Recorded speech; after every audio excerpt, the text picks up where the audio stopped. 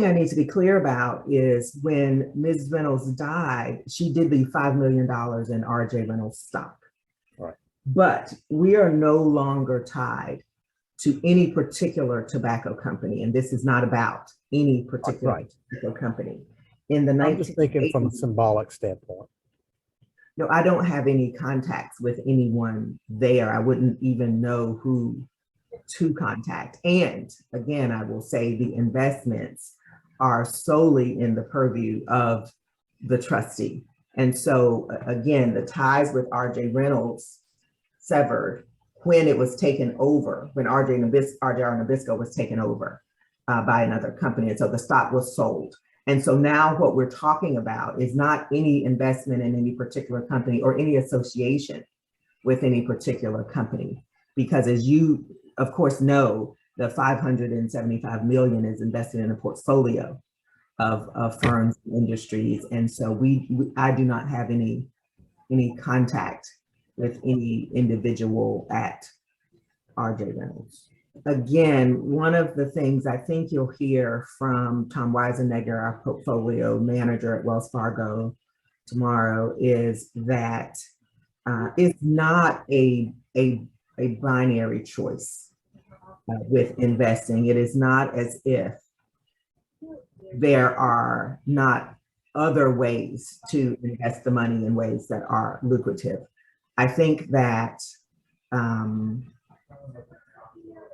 one of the responsibilities that Wells Fargo has as a trustee is that they are responsible for growing the money in perpetuity, because we are a foundation that was set up by Ms. Reynolds in perpetuity.